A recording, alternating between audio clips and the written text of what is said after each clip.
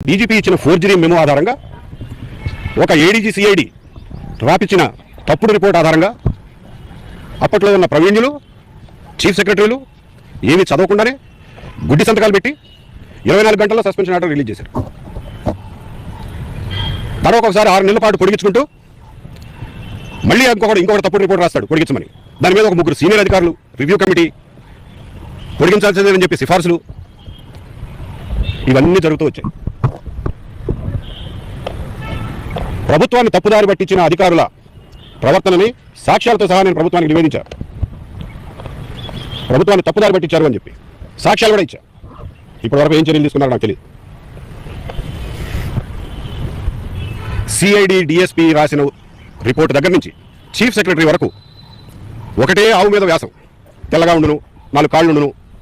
చివరికి government of ఇండియాకి రాసినా అదే వ్యాసం, కోర్టులో అఫిడవిట్ వేసినా అదే వ్యాసం. ఆవు వ్యాసమే, తలా తోకలేనావు. చదవరా, కాగితాలు చదవరా, ఫుల్ స్టాప్ కామాలు కూడా మార్చరా. అరే అసలు కొనుగోలే జరగని దాంట్లో అవినీతి ఎలా జరుగుతుందా అని చెప్పి ఒక్కళ్ళన్నా ప్రశ్నించరా, ఆలోచించరా? మీకు వృత్తి నైపుణ్యం లేదా?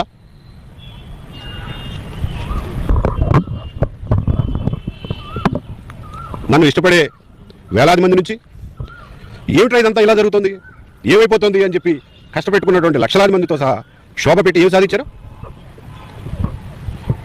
దీనికి ఎంత ఖర్చు అయింది? ఈ ఖర్చు కారణం ఎవరు? ఎక్కడి నుంచి వస్తున్నాయి డబ్బులు? ఎవరి డబ్బు ఇది? ప్రజల సొమ్ము. రూపాయి పన్నులు పెడితే వచ్చిన ప్రజల సొమ్ము. ₹1 ఎలా సంపాదించాలో మీకు తెలుసా?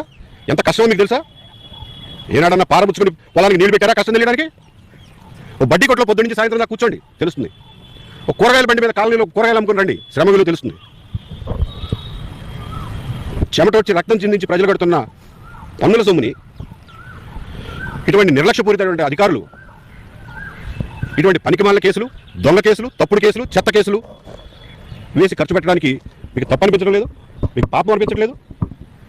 దీనికోసమేనా మనం ఐఏఎస్ ఆఫీసర్లు అయింది, మనం ఐపీఎస్ ఆఫీసర్లు అయింది? ప్రభుత్వాన్ని తప్పుదారి పట్టించి ఎంత చెడ్డ పేరు తీసుకొచ్చారు ఈ రోజున ప్రభుత్వానికి.